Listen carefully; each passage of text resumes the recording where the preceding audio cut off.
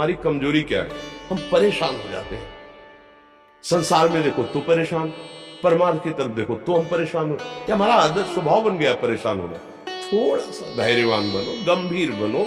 कोई भारी से भारी विपत्ति में परेशानी स्वीकार करके विपत्ति से थोड़ी निकला है, सुलझो।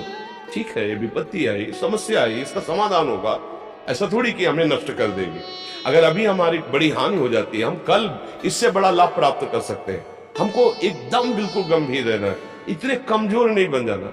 अब वो गए तो क्या होगा, अब वो वस्तु गई तो क्या, पद गया तो क्या होगा। प्रयास किया था, ये पद मिला था, इससे बड़ा पद प्राप्त करूंगा, मैं इससे बड़ा महान बनूंगा। ठीक है, एक बार गिर गया, गलती हो गई, दंड भोगूंगा, फिर इससे ज्यादा संयम में रहूंगा। बिल्कुल मतलब एकदम फ्रेश दिमाग रखना चाहिए। और अपने लोग क्या है, जरा सी बात में एकदम पछड़ा कर लेते हैं, एकदम कमजोर हो जाते हैं। ये बिल्कुल ठीक नहीं। हम जीवन भर की यात्रा की बात कह रहे हैं, भारी से भारी कष्ट में भी मुस्कुराना, तो हमें बल मिला है, हमें भगवान की कृपा का दर्शन हुआ है, हमें उनका दुलार दिखाई दिया है। अगर ऐसे भाग जाते फिर परमार्थ में थोड़ी चलना होता है। आज जो आप सुन करके लाभ लेने की चेष्टा कर रहे हो ना, ये केवल प्रवचन नहीं है, ये जीवन। अगर ये जिए ना होते ना तो ये इसका प्रभाव नहीं पड़ता, फिर वाणी का प्रभाव नहीं पड़ता। हम इसीलिए कहते हैं, जैसे आप लोग एकदम परेशान हो जाते हैं तो बोलो, क्या हमसे ज्यादा परेशानी होगी। दोनों किडनी खराब, दवाई लाने के लिए पैसे नहीं, पानी रखा है हम उठ के पी नहीं सकते, भीषण शरीर में कष्ट, भीषण बुखार, क्योंकि किडनी फेल, जरा में बुखार, खाने को क्या, रोटी मांग के लाओ। अगर वहां सब्जी मिलती तो लाल मिर्च ऐसी पड़ के मिलती थी कि वो पा नहीं सकते थे। आप सोचो, पानी लाना है तो मुझे लाना है, पीना है तो मुझे पीना है।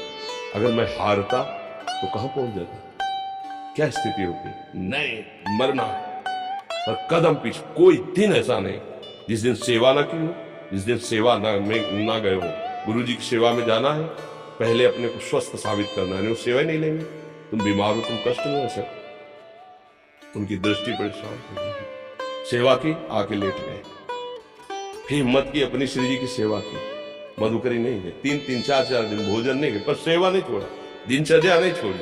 और उसका प्रधान कारण संयम, ब्रह्मचर्य, भगवत आश्रय, नाम जप, कभी हारने नहीं दिया।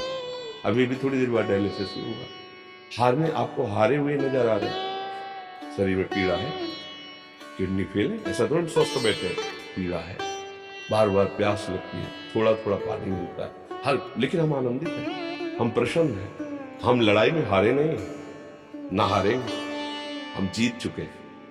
हम अपने मालिक के भरोसे में अपना संपाद, तो वो, ये हम अपनी बड़ाई नहीं बता रहे, हम आपको बता रहे समस्या। सोचो, तुम्हारे पास तो माँ है, भाई है, बहन है, परिवार है, कोई ना कोई तो है ना। मेरा किसी ने कभी जीवन में ध्यान भी नहीं दिया। क्यों? बचपन से बाबा जी बन गए, किसी से प्यार नहीं, किसी से संबंध नहीं, कोई जानकारी नहीं, हम कहाँ हैं, वो कहाँ, किसी से कोई मतलब नहीं। अच्छा, जवान साधु कौन श्रद्धा करे? कभी गांव जाने की हिम्मत नहीं पड़ती कि रोटी मांग ले। पता नहीं लोग क्या सोचेंगे, क्या भावना करने।